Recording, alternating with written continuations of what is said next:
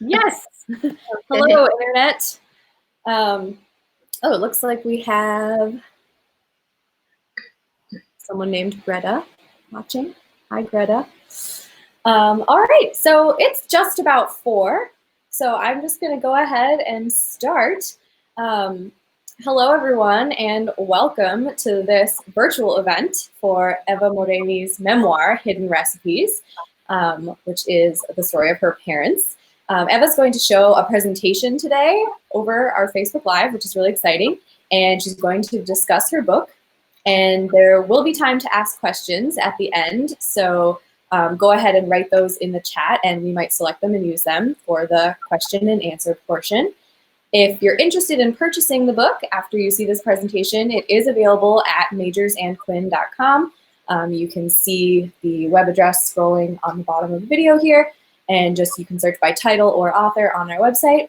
And books are available to be shipped to you or selected for next day pickup. And more details about all of those ways to buy books are available online. Thanks very much for supporting independent authors and bookstores. And now, without further ado, please welcome Eva Moreimi. Thank you, Annie. Thank you for your kind introduction. I would like to thank Majors and Quinn Bookstore for making this virtual presentation possible. Especially thank you to Annie Metcalf for inviting me to speak and share the story of my parents. I appreciate all your help, Annie, including taking time to practice with me a week ago to make sure that I will know how to connect from my home. I was born in Czechoslovakia as an only child to 2 Holocaust survivor parents. My intention was to write a family history book for my children and grandchildren only. However, recently it all changed and the story of my parents turned into a published book.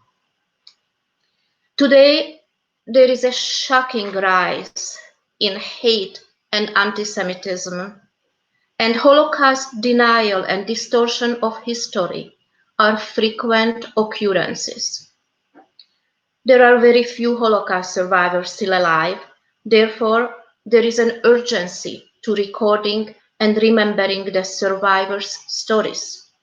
It is very important to remember the past and to teach the lessons of the Holocaust to younger generations.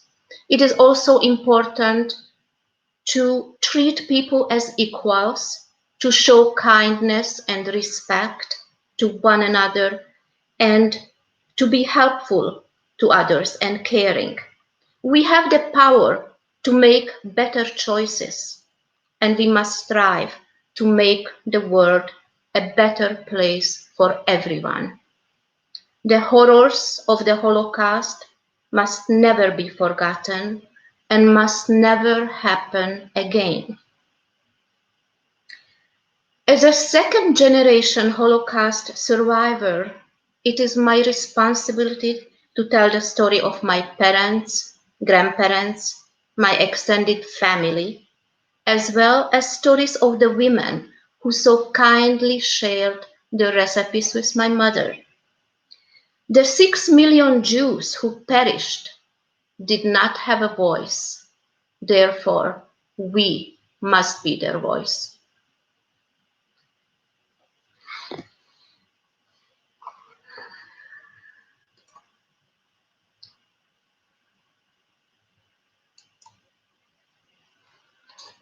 Hidden Recipes is a story of my parents, Elena and Ernest Kalina. In the book, I refer to my parents as Itza and Erne, as this is how they were called by family and friends. Hidden Recipes is a story of endurance, will to survive, courage, faith, and finding happiness and joy again. My parents were born in Austria-Hungary. They did not know each other. They were born in 2 different towns. And the Austro-Hungarian empire collapsed at the end of World War I, and the first Czechoslovak Republic was created in 1918. Life in Czechoslovakia was very good for everybody. The first president, Tomáš Garrigue Masaryk, respected the religious and economic rights of all the citizens, and the government protected the Jews from anti-Semitism. My mother, Itza, had a happy childhood. She was an only child for many, many years. They had a comfortable life. My grandfather owned a textile business. And she remained an only child until age 15 when her sister, Vera, was born. They called her Babi. My grandparents, my mother's parents, you can see on the two older people on the photo, they wanted my mother to learn German, and they hired a German governess when she was young. And when she was older, my mother was sent to a prestigious German school in Brno, where it was a German school, they spoke only German. And later on in her life, this may have helped to save her life. When she returned from Brno, from school, she became a kindergarten teacher. Unfortunately, the peaceful and prosperous life in Czechoslovakia did not last long. Czechoslovakia became Hitler's target for annexations. And as you can see on this map, the northern and western and some part of the southern part regions of Czechoslovakia ceded in September 1938, were ceded to Germany. This was the Sudetenland, the German-speaking Bohemian population. And about 1 month later, the southern part, the green color, which is currently Slovakia, the southern part of Czechoslovakia, was forced by Hitler to cede to Hungary. And this is the region where my family lived, both on my mother's side and on my father's side. So suddenly, my family, my parents and grandparents, who were Czechoslovak citizens, were no longer Czechoslovak, they became Hungarian. The partition of Czechoslovakia determined the fate of the Jews. The Jews of Bohemia and Moravia, which is, you can see it on the map in pink. So the Jews of Bohemia and Moravia and the Jews of Slovakia to the east, the eastern part, they were deported in early 1940s. The Hungarian Jews, including my family, were the last one to be deported. They were deported in spring of 1944. Now, as Hungarian citizens, all the Hungarian Jewish men were required to join the Hungarian forced labor service. It was mandatory for them. Munkaszolgálat in Hungarian, where the Jews served unarmed, because according to the Hungarians, the Jews were unreliable to carry arms, to serve in the armed military. They were required to do strenuous labor under very harsh and brutal conditions. They were guarded by fascist, anti-Semitic Arrow Cross troops called Nyilas. And of course, my father had to also go into the forced labor unit. However, my father got married before the war, just maybe 1 year before the war broke out. He married his first wife, Irenke, And together they had a beautiful little girl named Marika. My father did not see his family very much anymore. He had to go to the forced labor units, and very seldom he had permission to go home for one day or less. Now, Hungary was allied with Germany during World War II, and together with all the Axis powers, they invaded Soviet Union, and that was like summer 1941. And the battles, especially near Stalingrad, were very fierce battles. And Germany was defeated at Stalingrad. And in 1943, Hungary's losses were substantial, and the Hungarian government tried to back out from the alliance with Germany. Hitler found out about it, and of course it was not acceptable not acceptable to him. And Nazi Germany, the Nazi German troops invaded Hungary on March 19, 1944. Immediately, Adolf Eichmann arrived to Budapest because he was in charge of deportations of the Hungarian Jews. They were the largest remaining Jewish population in Central Europe. And even Eichmann was surprised to see how enthusiastically the Hungarians collaborated with him. My mother was 31 years old when the deportation of the Hungarian Jews began. Unfortunately, we don't have many family pictures, so all I can show you is the largest group of people on the photo. It is on my left side. There are my grandparents, and my mother is sitting down in the front row, and my aunt is still young. So this is the only photo that I have from before the war. As I said, my mother was 31 years old, and my aunt, my mother's little sister, Bobby, was only 16 years old when the deportations began. Itza, Bobby, and their parents were arrested, and they were ordered to leave their home and most of their possessions and go into a ghetto.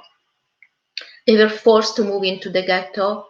And Jewish people from all the surrounding areas were also brought to the same ghetto in Pleshivets, where my mother was. There were many locations, but from the surrounding areas, this was the centralized place where they brought the Jews. And my father's parents, they are in the top middle photo, were also brought to the same ghetto, as well his daughter, Marika. And this is I have only those two pictures of Marika. By the time she was taken to the ghetto, she was already about 3 years old or 3.5 years old. As well as my father's two niece and nephew, my two cousins on the bottom, two photos. And my father's brother was away in the top photo. He was away also serving in the Hungarian labor camp. His wife Elsa and the baby and the little boy, they were also taken to the same ghetto. They remained in the ghetto for a few weeks, and as I mentioned, my mother was a kindergarten teacher, and because she loved children, one day she noticed a beautiful little girl in the courtyard of the ghetto, The conditions were so crowded there, so that this little 3-year-old Marika was spending most of the day in the courtyard reciting poems and singing songs.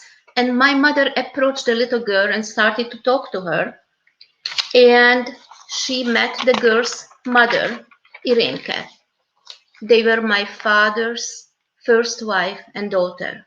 And I remember I mentioned my mother and father did not know each other before the war.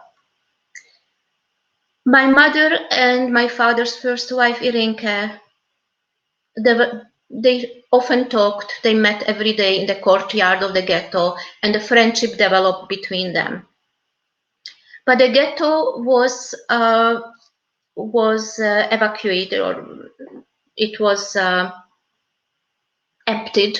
People were put on cattle trains, and my mother never saw Irenke or Marika again. There was one more person from my father's family that was also with the Kaufman family, and that was my Aunt Vali, my father's youngest sister. And I will show you a picture of my Aunt Vali on a later slide.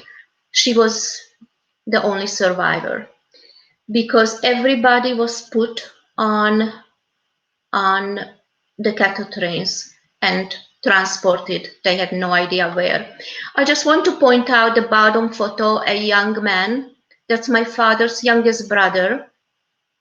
He was only 22 years old, and he was taken to the Russian front. And what they were asked to do, the young Jewish men, of course, they didn't carry arms. They were asked to clear the minefields with their bare hands. So my father's youngest brother, he perished, as well as almost 40,000 young Jewish men perished on the Russian front. When they were put, my mother, my grandparents, my aunt, and my father's family, when they were all put on trains, the conditions were very, very bad. It was really crowded, and the journey took about 3 or 4 days on the train. And meanwhile, they were not given food, no water. People were dehydrated, and they were very weak from hunger. And my mother remembers that she could not even sit down. There were so many people inside the cattle train, in the wagon, that she had to just stand. They were close to each other. And after about 3, 4 days, when the doors of the cattle train opened because they arrived, my mother said there were many dead among them. Itza, my mom, never forgot the first impression when she stepped off the train. It was an eerie feeling seeing a vast area. There was no grass, there were no trees in the near vicinity, and there was heavy smoke coming out from the chimneys and a terrible stench in the air. It didn't take her long to find out that it was the smell of burning flesh. They arrived to Auschwitz-Birkenau, the largest of the Nazi concentration and death camps in Poland. For many, Birkenau was the final destination, their last stop. It was middle of June 1944. As you can see on these photos, these are original photos from the ramp in Auschwitz-Birkenau. They immediately separated the men from the women, and then when they walked up, the women, so the men were separated, they were taken away, and the women with the children, they were rushed to go ahead. And when they got to Dr. Mengele, who did the selections, he sent people to the right and to the left. One one side, the left, that they went to their death, to the gas chambers, and to the right, they were temporarily saved for labor, forced labor. Immediately, my grandparents were separated, and my mother turned to a Polish Jew in a striped garment and said, "Please, tell us where they took our parents." And the prisoner pointed to the thick smoke coming out of the chimneys and said, "Do you see that smoke up there? That's where your parents are." The mass deportation of nearly 426,000 Hungarian Jews to Auschwitz took place between May 15 and July 9, 1944. So in a very short period of time, 90% of the Hungarian Jews were exterminated, and among them, my 4 grandparents. Also, immediately perished upon arrival was my father's wife, first wife, Irenka, and his daughter, 3-year-old girl, Marika. And most of the Kaufman family who was deported, there were 10 of them deported, they all perished except my aunt, Vali, who survived, was the only survivor among them.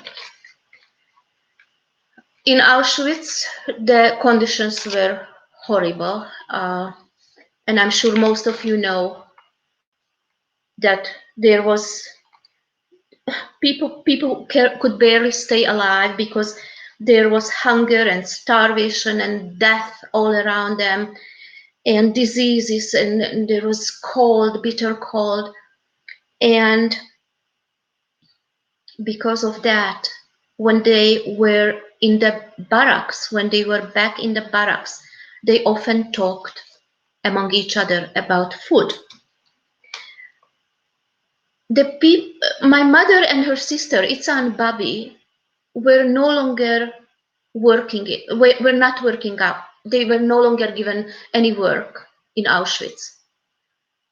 Most of the day they spent at Zellappell, roll calls, where they were counted, thousands of women were counted, and if the Nazis were off just one number, they started counting all over again.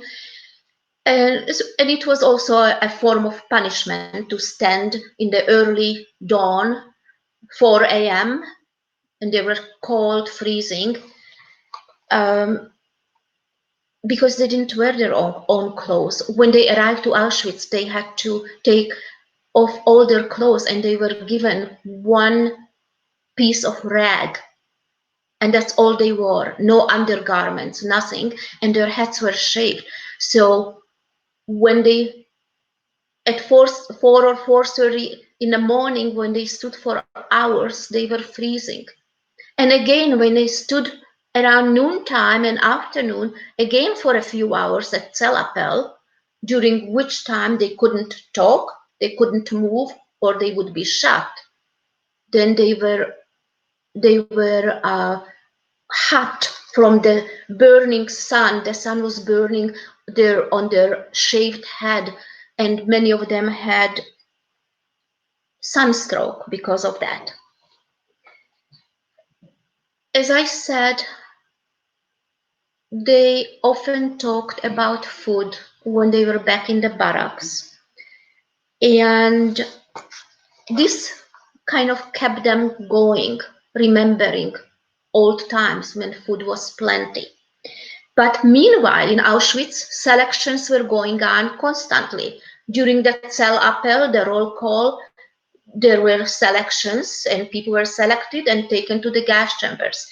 From the barracks, people were selected and taken to the gas chambers, and it was going on daily. So the women had no idea from from 1 hour, or from 1 minute to the next, when it is going to be their turn to be selected. Because Why these selections were going on? Because trains and trains of new deportees were coming in, and they had to make space for the new arrival. Well, one day, Itza and Bobby were selected to go to the gas chambers. Itza remembered that the orchestra played with classical music nearby. The women stood in front of the gas chambers all day, and that day they stood there during the night also. On that day, the Nazis ran out of the gas Cyclone B or Cyclone B. In the morning, an order came from Germany asking for slave workers, and 1,000 Hungarian women, among them Itza and Babi, were put on freight trains. They were transported to Germany, to Hessisch-Lichtenau underground munition factory, which was a sub-camp of Buchenwald concentration camp. When these emaciated women arrived to the munition factory, the commandant of the camp was shocked to see them, what conditions they were in. And he turned to the SS guard and he said, "I asked for workers. You sent me skeletons." But Germany had a labor shortage and he had no choice but accept them. They were registered. So just to go back a little bit to Auschwitz. Auschwitz was the only concentration camp where people were registered by getting a tattoo on their left arm. By the time my mother and all my family arrived to Auschwitz, they were so overloaded with all the new arrivals that there was no time for the Nazis to register the new arrival. So my mother and my aunt never received, they were never tattooed. So when they arrived to Germany, to the munition factory, that's when they were registered for the first time. And as you can see on this slide, there was a small piece of rag with a hand-stamped number was stitched on the front of their clothes. And my mother became number 20409. My aunt Bobby was number 20407. This round pin is an identification pin that my mother received at a later time, which I'll tell you the story about that. And this is just a tie from the wooden clocks that my mother was lucky to get a pair of wooden clocks in Auschwitz. Not all the women got. Most of the women were barefoot. So they were registered, and the work was very demanding, physically demanding to these women. They were malnourished, and being away from Auschwitz, but still in a subcamp of Buchenwald, the rations were still very small, and they were still starving. And they were filling grenades and mines and bombs with toxic material, which was very, very dangerous to inhale. And many of these women got liver poisoning, and my mother said that their skin turned yellow. My aunt Bobby's assignment was very similar to that, but before that, what I would like to share with you, I want to go back just one more thing, to show you a registration card. So when they were registered, the Germans were very good at keeping records.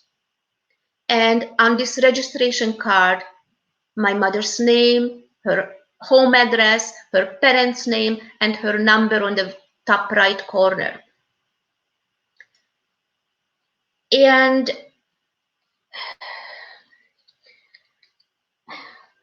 this table, this is a very interesting story. We didn't know till after my parents died. I found out that a German historian by the name of Dieter Baupel, he did a study, he did a research on the 1,000 Hungarian women who were sent from Auschwitz to the Hesse-Schlichtenau munition factory.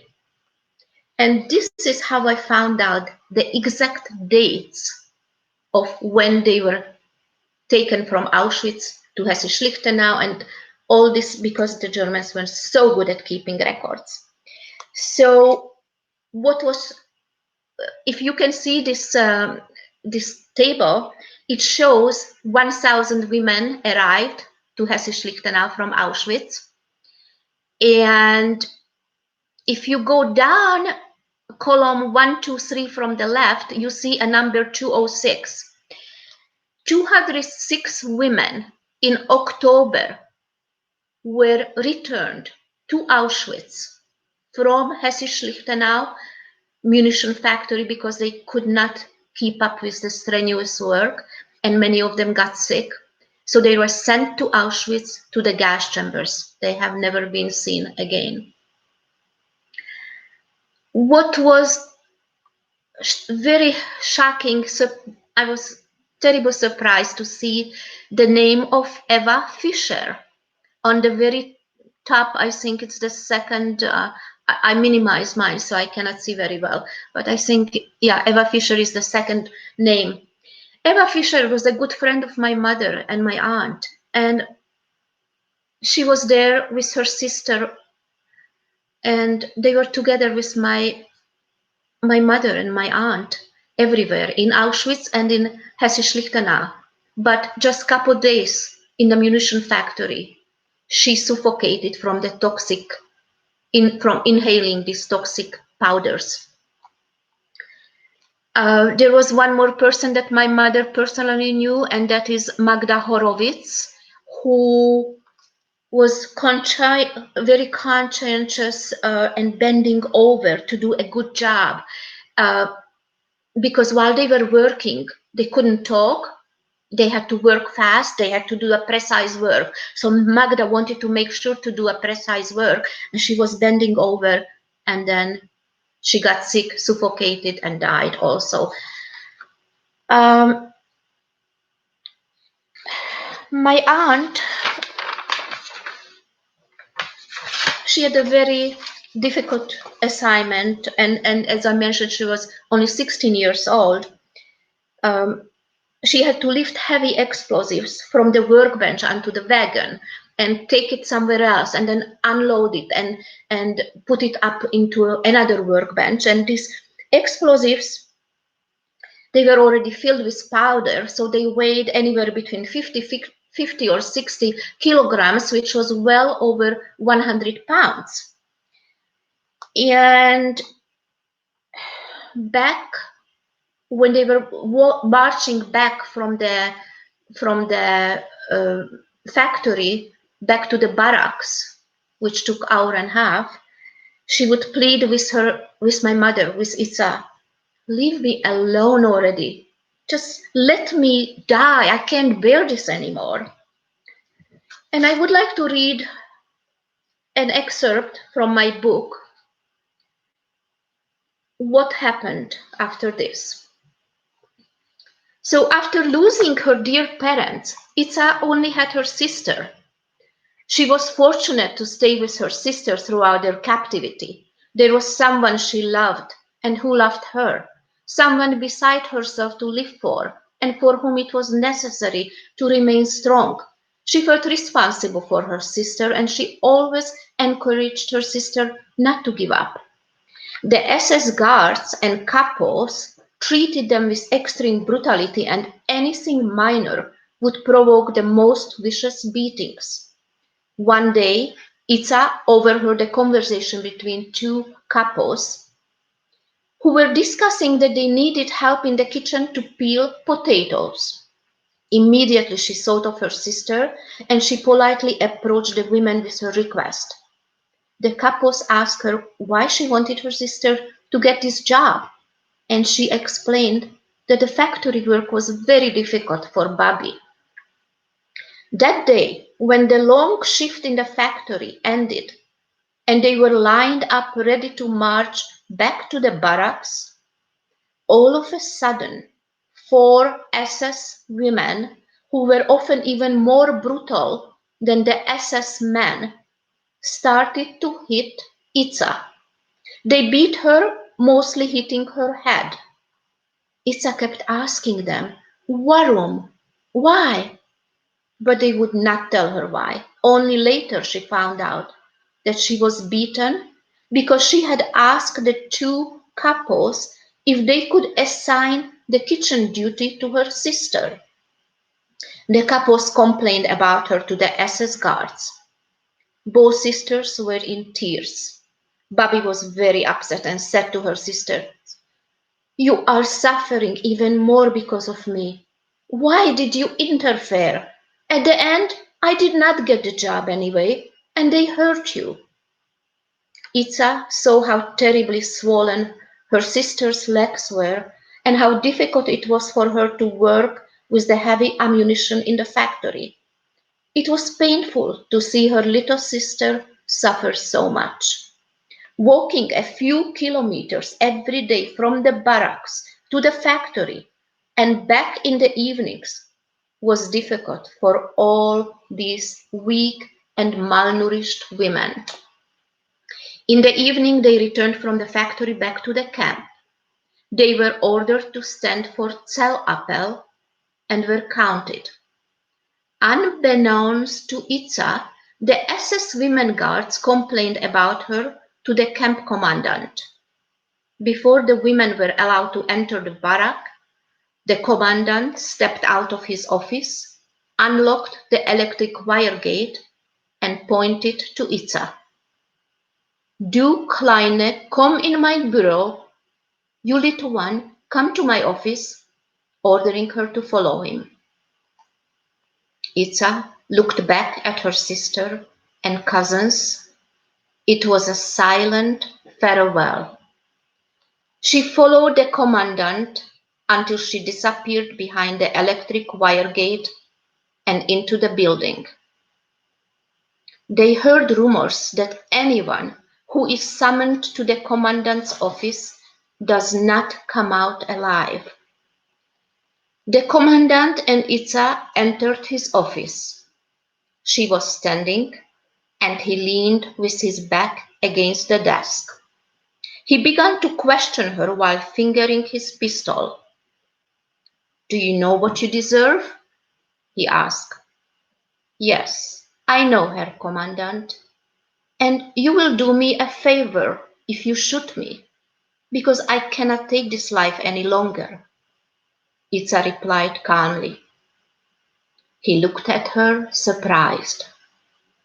Whose daughter are you, that you speak such beautiful German? He asked her. My father is a business owner, she responded. He thought for a moment and then said, Come. Itza, determined to remain brave, followed him silently, not knowing if she would be taken to the electric wire fence and shot. To her surprise, the commandant opened the electric wire gate and told her to return to the barrack.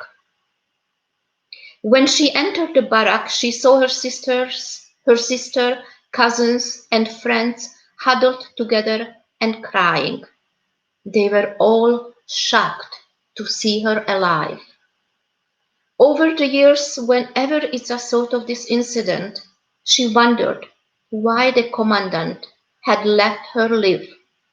Was it because he did not want to do a favor to her and spare her more suffering? Or was it because he was impressed by her knowledge of German? Perhaps it was both. but she never knew the answer. So because of Itza, my mother was fluent in German. She was selected by the Nazis to be a translator and messenger. And she was told, if there is no translating to do or messages to take, then we want you to clean the munition factory. So, as I mentioned, the rations were very small, they were starving, and they continued talking about food when they were back in the barracks in the evenings. The memory of pre-war life was a powerful survival tool, and talking about food was essential because it gave them hope. They shared beloved recipes among each other, and my mother tried to write down these recipes. And the cleaning duties in the factory, they proved to be advantageous to her, because one day she found a stack of paper in the wastebasket of the factory. And she pilfered the stack of paper from the wastebasket. She also found a little pencil. She always showed it with her finger, just a tiny little stub of pencil on the floor of the factory. But she had to be very careful, and she had to be very careful and hide the recipes, because if she is caught by the capo or by the SS guards, she would be immediately shot. So what she did, that one piece of ragged clothes that she was given in Auschwitz, it was a summer thin fabric, like a summer coat, but very, very thin fabric. She tore the seams of the summer coat and made it into a fabric pouch. She hid the papers, the recipes, into this pouch and tied it on the inside of her summer coat. And that's how she went everywhere with the recipes. Now, my mother was petite. She was only 5 feet tall, skin and bone. The coat was big on her, so it was easy to hide it. This was my mother's way to defy the Nazis. This was an indirect resistance, and the Germans, the Nazis, took away from them everything. There was one thing they couldn't take away from her. She began to write recipes, and I would like to show you a few of those recipes, and if any you could, thank you. So let me click what happened to it. Why? Oh, okay, this one. Ooh, I'm having a hard time reading these recipes. So I'm going to enlarge it for myself for a second. No, maybe not. Maybe it won't work. Okay. So this one, and I minimized it. So this is an almond pudding by Pani. So sadly, Pani was among the 206 women who were sent from Hesse-Schlichtenau back to Auschwitz. She shared recipes with my mother. Her recipe survived. She did not. This is written on a 5 centimeter, I cannot read here, 5 centimeter German, I don't know what it is now. I apologize. I don't see it. Annie, please let me know if I can enlarge it until I go through the recipes quickly.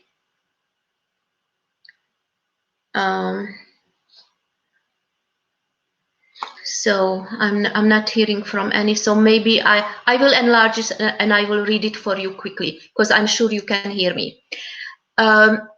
It's the 5 centimeter mortar that was developed by a German company and in 1936. The next one is that's a Regal mine, 43. So as you can see, the one side of these German papers where the ammunition was written, what type of ammunition that they manufactured in that munition factory and used to annihilate the Jews during the Holocaust. But the other side was blank. For some reason, these papers were not used and they were thrown away. So the other side where it was blank, my mother wrote in Hungarian, wrote down the recipes. And this one has the vanilla cream for Napoleon pastry given to her by Mrs. Gersh. Regelbein 43 is a German steel cased anti-tank bar mine. The following one is an SD-50, which was a walled explosive bomb fragmentation used by Luftwaffe, which was the Air Force during World War II. And my mother wrote wasp nest, which is a yeast dough, darás fészek in Hungarian. It was given to her by Piri. Piri survived Auschwitz. Piri survived Hessisch-Lichtenau, and unfortunately, when Hessisch-Lichtenau was evacuated and they were taken on a death march, Piri was shot by the SS guard because she grabbed a potato from a boiling pot that the farmer was making for them. This one is fig and nut slices by Mariška, and this was a airdropped general purpose high explosive bomb that weighed 550 pounds. The chestnut roulade, Gesztenye roulade by Irene, is written on an entry ticket, Hessisch-Lichtenau entry ticket, that was used for if anybody wanted to enter. So I'm going to minimize it again, back to you. And I just want to tell you that my mother wrote hundreds and hundreds of recipes. I don't know how she managed to write that many recipes. And she was able to carry them and hide them from the Nazis. But the Allied troops were approaching, and Hessisch-Lichtenau, the subcamp of Buchenwald, was evacuated by the Nazis. They took them, they were going to take them to the Czech border and into Terezin concentration camp and gas them. They put them on trains, transported them, but there was so much bombings going on in Germany that the train was constantly stopping, and they got only until Leipzig, and they had to get off the train in Leipzig. And from there, they were going by foot. The Germans were still determined to take them to the gas chambers of Terezin. There was one gas chamber. And the death march during the death march, they shot a lot of people who couldn't keep up and stayed behind or got sick. And one day, the women noticed that there were no more Nazi guards. They started to abandon the transport, and suddenly the women found themselves all alone. They dispersed into small groups, and suddenly my mother was in a group of about 8, 10, or maybe 12 people. She wasn't sure how many, but as they were walking, trying to get home, suddenly they saw an American Jeep approaching that was still in Germany, near Riesa or Dahlen in Germany. And the Jeep came to a stop, and 4 American soldiers stepped out of the Jeep. One of the soldiers was from Ohio, and he spoke a little German. Itza explained to him who they were, and they were taken to Wurzen, where they were liberated in April April 25, 1945. And I am sorry, I don't have time for much more, just to show you quickly that my parents met after the war. This is their honeymoon photo.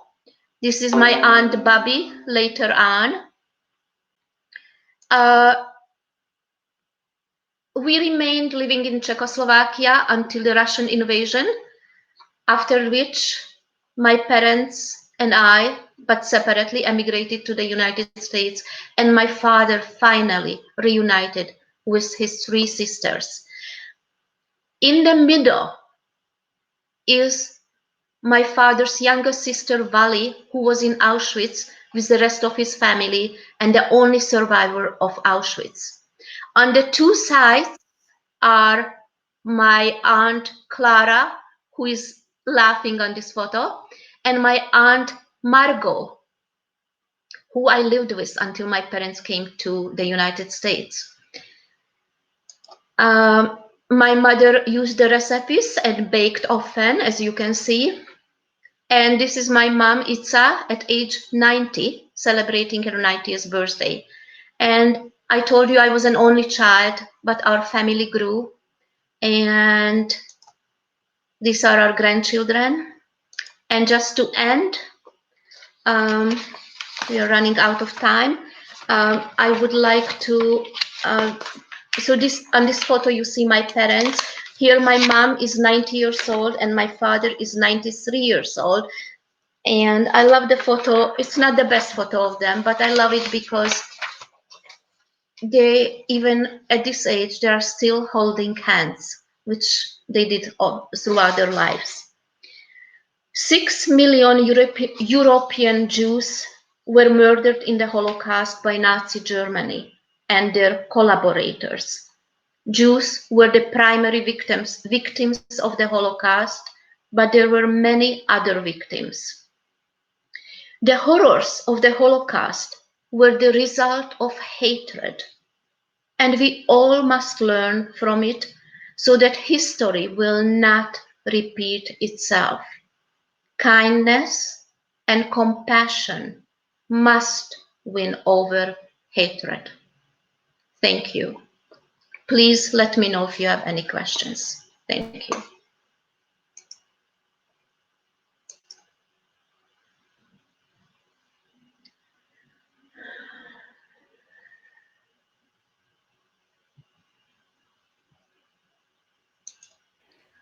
Thank you very much, Eva. If anyone has any questions, please leave a couple in the chat and we will pick them. I'll just get us started. I would like to know a little bit about the process of writing the book, because it sounds like you did a combination of oral history, you know, speaking with your parents about their memories, which is great that you were able to do that. And then also some supplementary research. It seems like you found some really interesting stuff. So what was your process with that? So I interviewed my parents. As I mentioned before, I wanted to document their experiences for my children and grandchildren only. So I interviewed my parents many years ago, back in the 80s. Oh, wow. Maybe 80s or 90s. I don't exactly know offhand. And I documented, I had a rough draft, but it was only in 2015 when I retired from my work in my mid to late 60s. I retired, that I decided, now that I'm retired, I'm going to start writing the book. And it took me 1.5 years to write.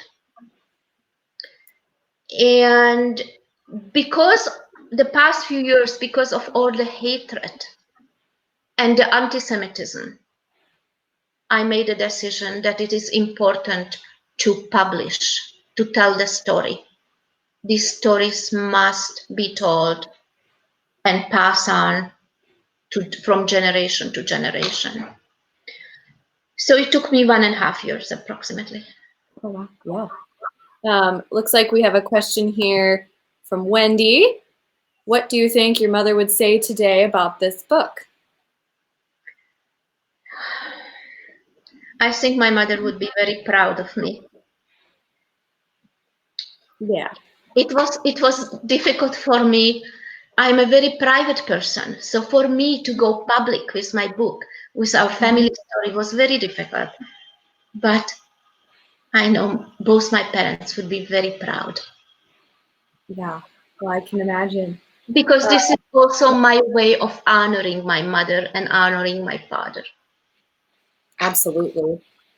Oh, well, thank you so much, Eva. I think we've got so much, just what riveting story. And, your book is really wonderful. And I hope people are inspired to check it out and take a look at the whole thing, because I know there's so much more than just what you were able to cover here today. Thank you again for being with us. And thank you everyone for tuning in. Have a wonderful afternoon. You're very welcome. Thank you, Annie, and thank you everyone who joined.